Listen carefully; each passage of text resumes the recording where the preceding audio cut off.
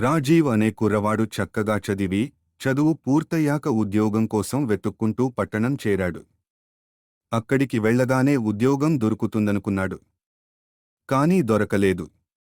అట్లా కొద్ది రోజులు గడిచేసరికి అతను పట్టణంలోని జల్సాలకి అలవాటు పడ్డాడు. డబ్బులు సరిపోక మెల్లగా దొంగతనాలకు కూడా అలవాటు పడ్డాడు. త్వరలోనే దొంగతనాల వల్ల వాడి దగ్గర చాలా డబ్బులు పోగయ్యాయి. వాటిని చూసుకుని వాడు మరిన్ని దొంగతనాలు చేయటం మొదలుపెట్టాడు. తల్లిదండ్రులు ఫోను చేసినప్పుడల్లా, నేను బాగున్నాను, పెద్ద ఉద్యోగం దొరికింది, పని చాలా బాగుంది అని చెప్పేవాడు వాడు. దాంతో వాళ్లు పాపం తమ కొడుకు ప్రయోజకుడయ్యాడని అందరికీ గొప్పగా చెప్పుకునేవాళ్లు. అట్లా కొన్ని నెలలు గడిచాయి. అంతలో ఒకరోజున రాజీవ్ ఇంట్లోనే దొంగతనం జరిగింది.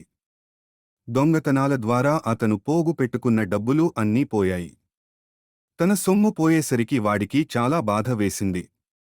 కాని తను ఎవ్వరికీ చెప్పుకోలేడు. పోలీసుల దగ్గరికి కూడా పోలేడు. నా సొమ్మును దొంగతనం చేసినవాడు నాశనమైపోతాడు, వాడిని నేనే పట్టుకుని శిక్షిస్తాను అని వాడు చాలా ఆవేశపడ్డాడు.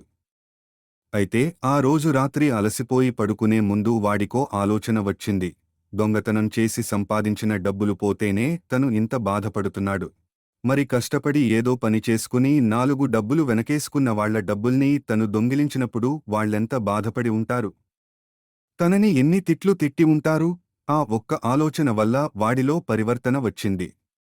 దొంగతనాలు, జల్సాలు మానేసి తనకు ఎదురైన ఏదో ఒక చిన్న ఉద్యోగంలో చేరాడు. బాధ్యతగా పనిచేసి నిజంగానే ప్రయోజకుడయ్యాడు.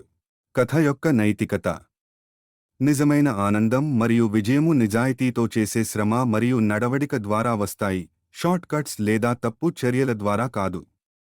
అవినీతితో కలిగే బాధ చివరికి మనకు తగిలే అవకాశం ఉంటుంది. అయితే ఆత్మవిమర్శ మరియు మార్పుకు సిద్ధత మన జీవితాన్ని చక్కగా మార్చి మంచి భవిష్యత్తును తీసుకురావచ్చు.